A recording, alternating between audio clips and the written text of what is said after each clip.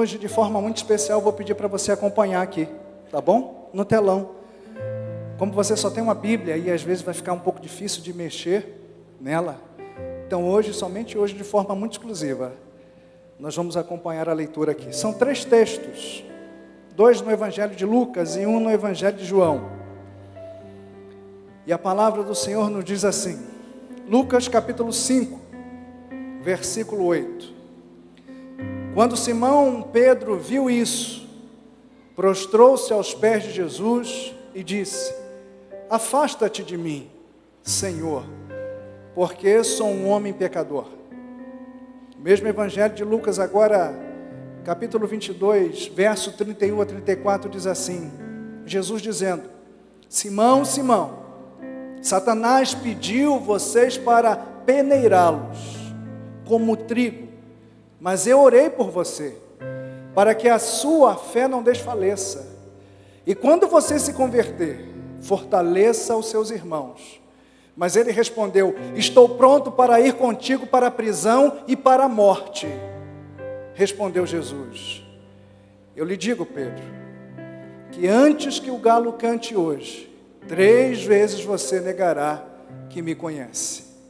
E a última leitura bíblica, o Evangelho de João, capítulo 21, no verso 15 a 17, diz assim, Jesus está na praia, conversando ali com Pedro, e ele diz a seguinte questão: depois de comer, Jesus perguntou a Simão Pedro: Simão, filho de João, você me ama realmente mais do que estes? Disse ele: sim, Senhor, tu sabes que te amo. Disse Jesus: que cuide dos meus cordeiros. Novamente Jesus disse: Simão, filho de João, você realmente me ama? Ele respondeu: sim, Senhor, tu sabes que te amo. Disse Jesus: pastorei as minhas ovelhas. Pela 3ª vez ele lhe disse: Simão, filho de João, você me ama? Pedro ficou magoado por Jesus lhe ter perguntado pela 3ª vez: você me ama? Ele disse: Senhor, tu sabes todas as coisas e sabes que te amo.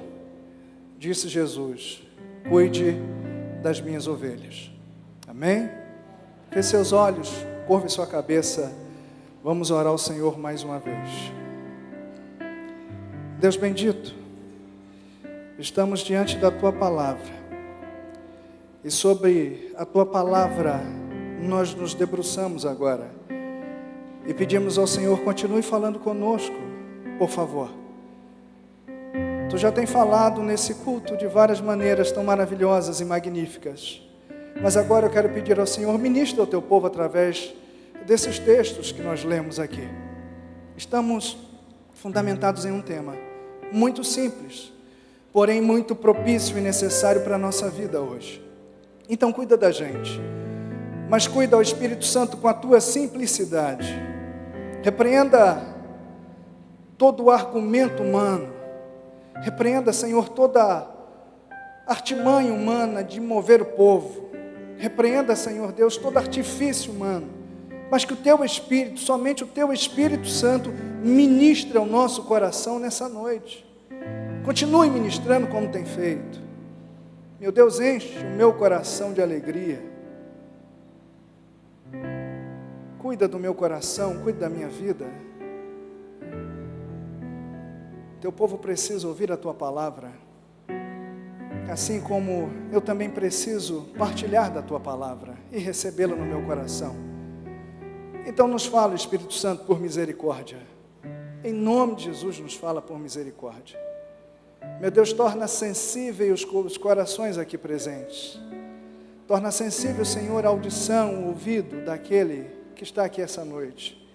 E que no final, quando tivermos que responder ao Senhor, a tudo aquilo que o Teu Espírito Santo ministrou ao nosso coração, que não tenhamos dúvida de fazê-lo, e que possamos fazer isso com inteireza do coração, sabendo que o Senhor falou conosco, que o Senhor nos ministrou. Então, em nome de Jesus, cuide da gente. Ministra ao nosso coração, Espírito Santo. Tu tens liberdade para passear em nosso meio, Tu tens liberdade para continuar falando, então vai fazendo isso, por favor. nos convence do pecado, da justiça e do juízo, mas nos traz consolo também. Nos orienta em tudo aquilo que vamos ouvir, porque necessitamos da Tua presença. Nós a Te oramos e colocamos a nossa vida diante do Senhor, mais uma vez, em nome de Jesus. Amém e amém. Gabi, dá mais um toque para mim aí, por favor. Esses textos que anterior, por favor. Isso. Esses textos que nós acabamos de ler agora, ele vai estar tratando de um personagem muito conhecido, e você já deve ter percebido quem é, mas nós vamos falar sobre ele mais à frente. Não antes de eu lhes falar aqui algumas questões. Primeiro, o trajeto da história da nossa vida, ele é marcado por muitas questões. Nós sabemos que quanto mais nós vivemos, mais a história da nossa vida é marcada. Quanto mais anos de vida nós temos, quanto mais idade nós temos, mais a nossa história de vida, a nossa trajetória de vida é marcada. E é marcada pelo quê, pastor? A nossa história de vida, a nossa trajetória, ela é marcada por diversas questões, várias delas. Mas hoje, de forma muito especial, eu quero destacar apenas uma questão que marca a história da nossa vida. Tenha você 20 anos ou tenha você 80 anos. Essa questão nos marca por inteiro. E o que é isso? O que é que nos marca assim? As fases da nossa vida. Todos nós somos feitos de fase de vida. Todos nós passamos por fases na vida. E nesse momento, agora mesmo, você está vivendo uma fase da sua vida. Isso é a tua trajetória. Isso é aquilo que Deus quer para você. Isso é aquilo que Deus tem te mostrado. Isso é aquilo que Deus tem te revelado. Ou talvez não seja nada daquilo que você sonhou, mas nesse momento você está vivendo uma fase da sua vida. E quando se trata disso, nós as qualificamos. Nós dizemos aí sobre a fase da nossa vida várias coisas. Primeiro, que são boas. Nossa, quantas fases de vida boa nós tivemos ou temos, estamos vivendo. A fase de vida boa, ela é marcante para nós. Nós não a queremos abandonar ou deixar, mas nós queremos viver o tempo todo, em todo momento. Existe também a fase de vida ruim, e essa nós queremos por lá fora. Nós não queremos ter essa fase de vida ruim ou viver nela, porque nos machuca, nos magoa, mexe com a gente, e não é isso que nós queremos. Existem fases de vida que são memoráveis, nós não as esquecemos nunca. Por mais idade que tenhamos, por mais tempo de vida que nós tenhamos, nós sempre vamos lembrar da fase de vida memorável. Existem fases da nossa vida que são muito conturbadas. Nós não sabemos às vezes porque entramos nela, mas nós só sabemos que estamos dentro dela. E são conturbadas demais. Vivemos isso em casa, no trabalho, no colégio, na faculdade, não interessa. Faz parte da nossa fase de vida. Existe fase de vida de paz e bonança. Isso é muito bom, quando nós temos paz e bonança no coração. Existem fases de vida que nunca mais vão voltar atrás. Exemplo, eu acabei de orar, a nossa fase de criança. Não tem como mais voltar. Essa é impossível de voltar. É daqui para a glória, para a eternidade. Não voltamos mais a ser como criança. Só em filme que isso acontece. Existem fases da vida que voltam sempre. Sempre estão voltando à tona. Estão vindo, estão surgindo. Existem fases da nossa vida que nós valorizamos muito alguém ou alguma coisa. Nossa, quanta atenção nós damos a alguém ou alguma coisa. Dedicamos toda a nossa vida a isso. Anos da nossa vida a isso. Mas existem fases da nossa vida que nós valorizamos menos as pessoas ou alguma coisa. Não nos dedicamos tanto como deveríamos fazer. Existem fases da nossa vida que damos valor e importância àquilo que não tem valor e importância. Pensamos que tem, Pensamos que são prioridade, pensamos que são coisas boas e maravilhosas, mas no final não é. Perdemos tempo, dando valor e importância ao que não tinha nenhum valor e nenhuma importância. Mas existe fase da nossa vida que damos valor e importância à coisa certa, à coisa correta.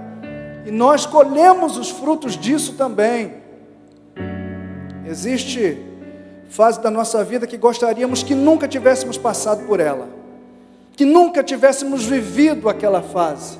Ah, se pudéssemos voltar atrás, voltar no tempo e fazer diferente, fazer de forma completamente diferente, tão somente porque nunca gostaríamos de ter vivido aquele momento, aquela fase da vida. Mas existem fases que gostaríamos de viver sempre, e a todo momento e continuamente. Existem fases na vida que nós aprendemos muito. Oh, como nós aprendemos! Aprendemos muito. São fases memoráveis. São fases que nos trazem lições preciosíssimas de vida, no caráter, na personalidade, na forma de agir, na forma de falar, na forma de tratar as pessoas. Fases que aprendemos muito. Em contrapartida, tem fase da nossa vida onde a gente não aprende nada. A gente apanha, a gente chora, a gente sofre, a gente é machucado, a gente é magoado, a gente é entristecido, a gente é completamente destruído e nós não aprendemos nada na fase da vida que nós estamos. Existe fase de compromisso e responsabilidade. Nossa, como nos comprometemos e somos responsáveis com tudo que está à nossa volta, com tudo que nos dão a mão para fazer. Mas em contrapartida, existe também fase na nossa vida que é um total descaso. É um descaso para tudo. Temos descaso da família, do trabalho, do colégio, da faculdade, da igreja. É um descaso só. Existe fase da nossa vida que é marcada por lágrima e pranto. Muita lágrima, muito pranto. E somente você sabe a maioria dessas lágrimas e prantos. Existem fases da sua vida que ninguém vai saber a não ser Deus. Ninguém. Você não contou, não revelou a ninguém, não vai dizer a ninguém. Vai para a cova junto com você. Fase da tua vida. Existem outras fases que a gente partilha, que a gente abre o coração e diz: olha, eu estou vivendo isso agora. Existe a fase de alegria e de sorriso. Existe inúmeras fases. Poderia ficar aqui a noite toda falando sobre isso. Mas o que a gente aprende com isso tudo aqui? 3 coisas. Primeiro, todos nós vivemos fases diferentes na vida. Segunda coisa, Deus conhece cada uma dessas fases, em cada momento que nós estamos. Deus é o único que conhece de fato a totalidade da fase da vida que você está vivendo. Dele você não pode se esconder, dele você não pode dizer que não está, dele você não pode dizer contrário ao que você está vivendo, porque Ele te conhece, Ele sabe muito bem a tua profundidade. A terceira coisa que nós aprendemos com tudo isso é que precisamos reconhecer a fase atual para nos portarmos do jeito certo. E aí eu faço uma pergunta: você sabe a fase de vida que está vivendo agora? Você já parou para analisar a tua vida e descrever, qualificar, dizer com todas as letras: eu sei a fase de vida que estou vivendo agora, é isso aqui, é essa questão, é dessa maneira, é desse modo que eu estou vivendo, a minha fase de vida tem nome e o nome é esse. Você é capaz de dizer isso? O texto que lemos vai falar da 3 fases de vida distintas de um homem chamado Pedro, discípulo de Jesus. E é interessante que para cada fase que ele está vivendo, ele sempre responde do mesmo jeito, da mesma forma. E esse mesmo jeito que ele responde a essas fases da vida que nós vimos aqui na leitura, é o mesmo jeito que eu e você respondemos quando estamos dentro de uma fase de vida. Como isso acontece? Primeiro, dentro de uma fase, nós fazemos a leitura de tudo aquilo que está à nossa volta. Nós fazemos a leitura de tudo aquilo que está ao nosso redor. Nós mensuramos tudo, nós analisamos tudo, nós medimos tudo. Segunda coisa que acontece dentro de uma fase de vida é que nós nos portamos ou agimos, respondemos com aquilo que nós percebemos ao nosso redor, com base naquilo que está aqui dentro do nosso coração, as nossas experiências, os nossos conhecimentos, aquilo que nós aprendemos até o momento da vida, e nós respondemos com base naquilo que temos aqui dentro. E a terceira coisa que nos qualifica dentro de uma fase, não é só a leitura que fazemos, ou a resposta que damos a ela com base naquilo que entendemos, mas para viver uma fase de vida e na vida, a gente precisa estar fundamentado nas questões corretas, nas questões exatas, porque se a gente faz a leitura e responde com base no que está aqui dentro, se o que tiver aqui dentro for errado, e o que se tiver aqui dentro não for tão verdade assim, o que se tiver aqui dentro for fraudulento, não for a resposta correta que eu preciso dar na fase da minha vida. E é por isso que eu quero pensar com vocês essa noite sobre o seguinte tema: fases que marcam a nossa vida. Vamos repetir todos juntos? Vamos lá? Fases que marcam a nossa vida. Mais uma vez, vamos lá? Fases que marcam nossa vida. Pedro vive 3. E com certeza você está enquadrado em uma delas. A primeira fase da vida de Pedro, que eu queria partilhar com você, é a fase do primeiro amor. A fase que está no primeiro texto que nós lemos, quando Simão Pedro viu isso, prostrou-se aos pés de Jesus e disse: afasta-te de mim, Senhor, porque sou um homem pecador. O contexto do capítulo 5 de Lucas vai dizer que Jesus estava às margens do mar da Galileia, e muitas pessoas estavam o seguindo, e olhando na beira-mar, ele vê um barquinho, e entra nesse barco, e o dono desse barco era Pedro, e ele fala assim: por favor, se afaste um pouquinho, e fique aqui bem perto, porque eu quero falar à multidão. O texto continua de Lucas 5, e Jesus então traz uma mensagem poderosa naquela tardezinha para aquela multidão.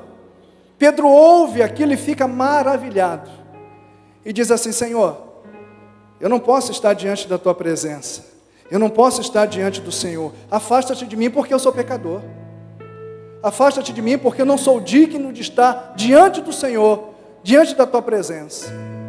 Pedro está vivendo aqui um primeiro amor. Pedro está vivendo aqui uma fase tremenda, aonde todos nós já passamos ou estamos vivendo. Essa fase, ela é marcante porque nós reconhecemos de fato quem somos. Pedro, nesse momento, diante da palavra que ouviu, e logo em seguida ele vai pescar com Cristo. Eles não tinham pescado nada, e Cristo fala assim: lança ali a tua rede. E quando pega-se os peixes, ele diz isso aqui de forma clara, ele percebe que estava na presença de alguém muito especial, alguém muito diferente daquele que ele estava habituado a estar. Ele percebe então que ele está possivelmente diante do Messias. Isso não havia sido confirmado no coração dele, mas a palavra de poder havia sido ministrada ao coração de Pedro. Ele reconhece ali, naquela tardezinha, que era pecador.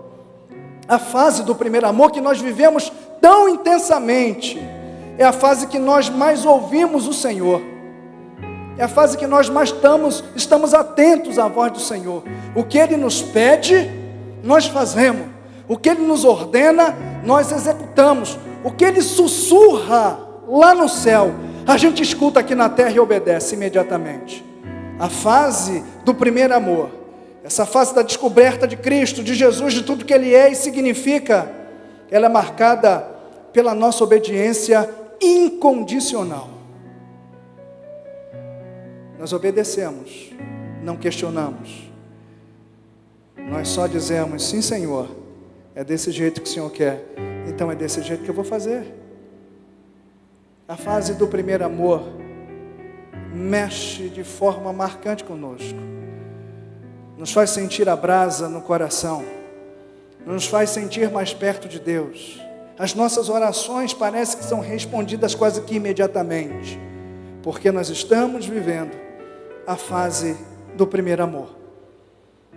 Primeira fase de vida que Pedro passa é essa. Mas nós lemos um segundo texto, e o tempo passa, e Pedro ali caminhando com Cristo, vendo as coisas ao seu redor, à sua volta. Antes de 3 anos, ele entra numa segunda fase, e essa aqui é muito perigosa. Eu queria partilhar com vocês. A segunda fase é a fase da autoconfiança exagerada. Lucas 23, versículo 33 diz assim: mas ele respondeu: estou pronto para ir contigo para a prisão e para a morte. Nesse momento Jesus está anunciando que será morto, que era necessário que ele partisse, era necessário que ele fosse crucificado, que ele morresse, porque se não for assim, a humanidade não receberia o perdão divino. E aí Pedro então se aproxima e diz: olha, todo mundo aqui pode te abandonar, mas eu não, eu vou com o Senhor. Eu vou estar junto com o Senhor, independente da circunstância, independente da situação. Vão matar o Senhor, vão prender, eu vou junto. E aí o texto que lemos, Jesus diz para ele assim: olha, não é bem assim. Quando tu te converteres de fato no teu coração, você vai apacentar minha ovelha, as minhas ovelhas, o meu rebanho. Mas para que você saiba que eu estou falando com você é verdade, nesta noite ainda, antes que o galo cante, tu me negarás 3 vezes. E é justamente isso que acontece. Chega uma fase da nossa vida onde nós estamos muito autoconfiantes, nós estamos achando que podemos muita coisa. O culto não é mais para a gente, algumas palavras não são mais para nós, algumas coisas que são ditas nesse altar e através desse altar, não, isso não. Não vem mais escola bíblica dominical porque eu não tenho mais nada que aprender com os professores. Eu não preciso mais ir à igreja sempre porque eu leio em casa, eu estudo em casa, eu oro em casa, eu faço as coisas em casa. Eu não preciso mais me comprometer com as coisas do reino, da igreja, fazer mais nada porque eu já estou fazendo a minha obra. Eu entrego o meu folheto no trem, no ônibus, eu falo no meu trabalho, eu falo as minhas coisas. Então, nem tudo em relação à igreja eu preciso mais me comprometer. Porque eu estou na fase da autoconfiança, a fase que eu acho que eu sei muita coisa já a respeito de Deus. E diante de Jesus, diante do Messias, vendo tudo que havia visto até aquele momento, Pedro diz: olha, eu vou com o Senhor assim mesmo para onde o Senhor for. E ele o nega na totalidade dessa palavra. Ele abandona Jesus na totalidade dessa palavra. O perigo dessa fase da autoconfiança é quando nós descobrimos que não éramos tudo aquilo que pensávamos que éramos. O perigo dessa fase é quando a gente se percebe sem chão. Nós olhamos ao nosso redor e vemos aonde nós nos colocamos por tamanha autoconfiança exagerada. Nessa fase, os elementos da conversão, que é arrependimento e fé, não são mais vistos na gente. Nessa fase, pensa-se de si mesmo além da realidade que se tem. Nessa fase a gente não ouve mais.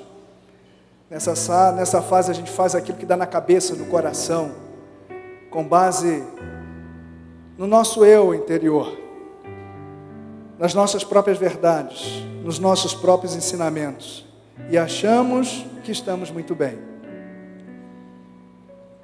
Pedro descobre que está nessa fase da forma mais difícil que poderia descobrir. Diz o texto de Lucas que quando ele nega a Cristo pela 3ª vez, Cristo está na casa do sacerdote, e ele diz: não conheço, e olha ao lado. E Jesus está o olhando fixamente, como se estivesse dizendo: você faria isso, eu lhe alertei.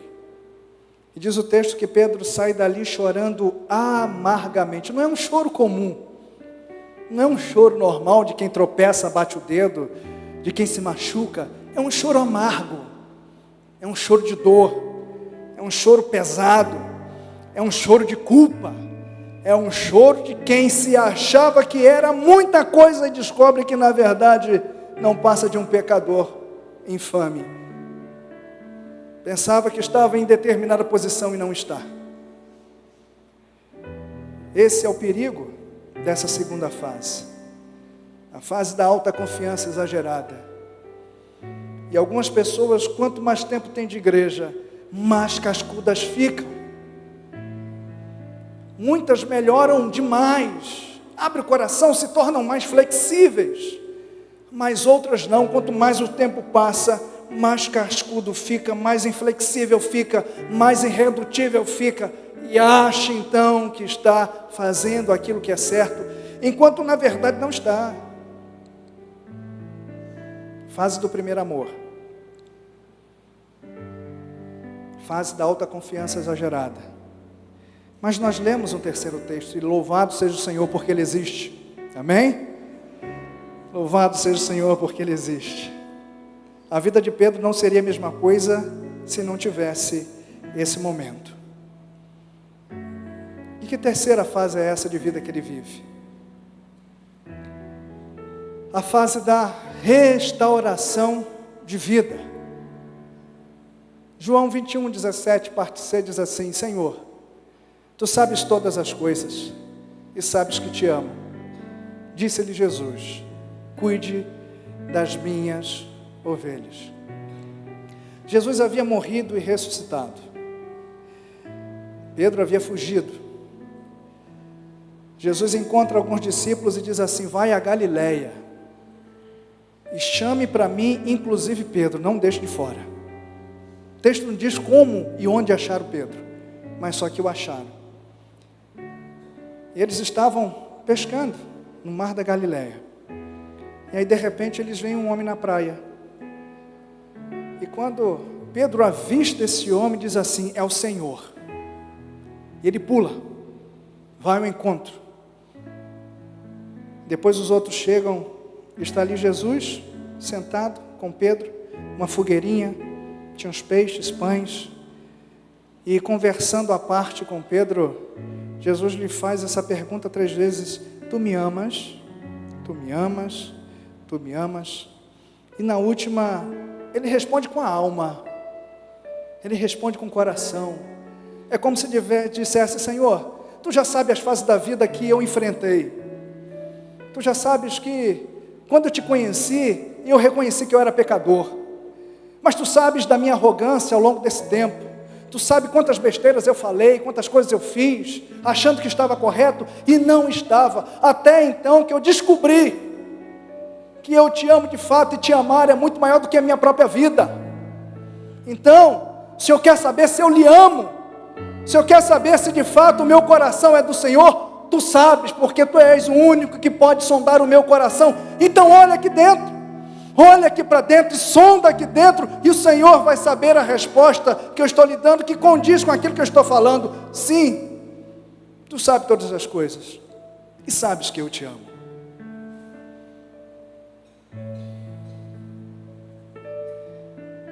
Às margens do mar da Galileia, no mesmo mar e lugar aonde Pedro vive a sua primeira fase, ele vive a sua última fase na presença de Cristo. Interessante isso. Foi na Galileia que ele viveu o primeiro amor, e é na Galileia que ele vive restauração. Às margens do mar da Galileia, naquela conversa, Jesus o conduz a uma alta análise da vida. Pedro reconhece aonde havia caído. Jesus derrama seu amor e perdão sobre ele. Ele passa a depender unicamente de Jesus. É isso. Pedro viveu o primeiro amor e passou. Pedro viveu a autoconfiança exagerada e passou. Pedro viveu a fase de restauração da vida e não passou. Louvado seja o Senhor por isso. E aonde nós vemos isso, o resultado dessa restauração? Atos dos Apóstolos. Atos 2 é ele quem prega, após a descida do Espírito Santo. e fala assim: olha, eu conheci esse homem e vocês os mataram. Mesmo o livro de Atos vai relatar que ele cura um homem nas margens de um templo chamado Formosa, e é inquirido porque cura esse homem, e diz: olha, eu prefiro obedecer a Deus do que a vocês. Esse homem agora restaurado, que a sombra dele curava, e eu falei isso na última mensagem, esse homem agora curado e tratado, que vai à casa de Cornélio, um homem que não era judeu, mas que tinha um coração voltado para Deus, e prega, dizendo assim: olha, eu sei que Deus, Ele cuida não só da gente, mas Ele cuida de vocês também, que não são judeus. É esse homem aqui, que diz aí, os grandes historiadores, que foi morto, crucificado, de cabeça para baixo. Um momento na praia de restauração, mudou a vida dele completamente. E aí eu pergunto para você, que fase da vida você está vivendo agora? Qual é a fase da vida que você está inserido? Você deu um nome à tua fase de vida? Você deu um título a ela? Eu queria assistir um vídeo com você. Na verdade, nós já passamos aqui esse vídeo, é uma canção, e eu queria que você se visse nele. E se você conhece a canção, eu gostaria que você cantasse também. E no final nós vamos orar. Nós vamos colocar diante do Senhor a fase da vida que nós estamos, mas vamos pedir que a fase de restauração esteja sobre nós. Amém?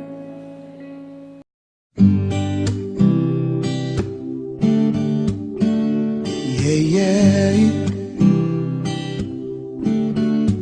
Oh no, yeah. Yeah, yeah.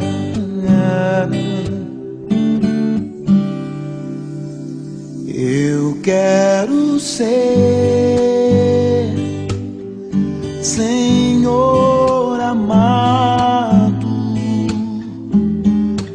como um vaso nas mãos do oleiro. Quebra minha vida e faça de novo. Eu quero ser, eu quero ser um vaso novo,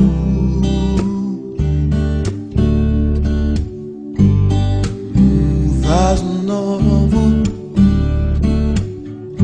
Yeah, yeah, yeah, yeah, yeah.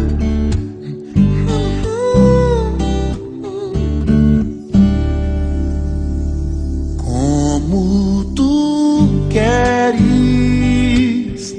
Senhor amado, tu és o oleiro e eu o vaso. Quebra minha vida e faça de novo. Eu quero ser,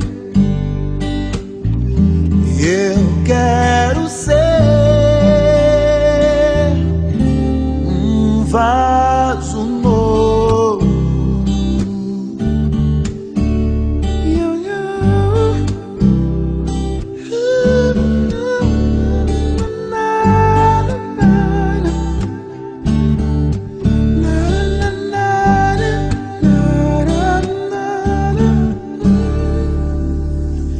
Eu quero ser Senhor amado, como um vaso nas mãos do oleiro. Quebra minha vida e faça de novo. Eu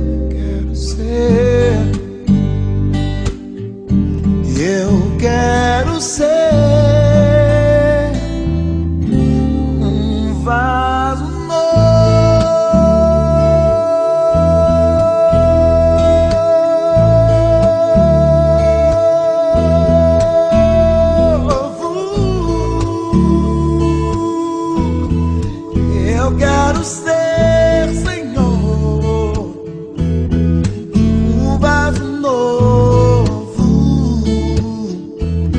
um vaso novo, um vaso novo, novo. Amém? Quero pedir a você que feche seus olhos e curve sua cabeça, por gentileza. Fique de pé onde você está. Coloque-se de pé.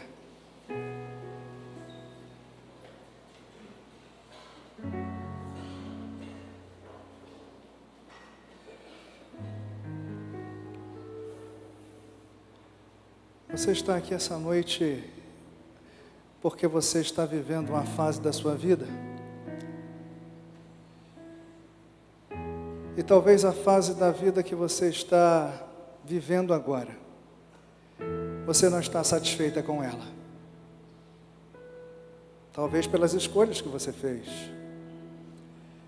Pastor, mas eu não escolhi nada, eu estou dentro disso. Talvez a fase de vida que você está vivendo agora é uma fase de total distanciamento do Senhor, o Deus da sua vida, o Deus que lhe salvou. E você sabe disso. Talvez você esteja passando uma fase que nós costumamos dizer a fase do deserto. Parece, só parece, que Deus não nos ouve, mas Ele nos ouve. Mas você está tão encharcado nessa fase, está tão envolto nela, que nem Deus você consegue ouvir, porque essa fase tem te machucado, tem te magoado demais. E eu quero convidar você, que está insatisfeito com a fase da sua vida que está vivendo agora, para estar saindo do seu lugar e vindo aqui à frente. Seja pela tua escolha, seja porque você não escolheu, mas você sabe claramente que não é isso que Deus quer para você. Não é isso que Deus quer que você viva. Deus não tem isso para você. Deus quer restaurar a tua vida.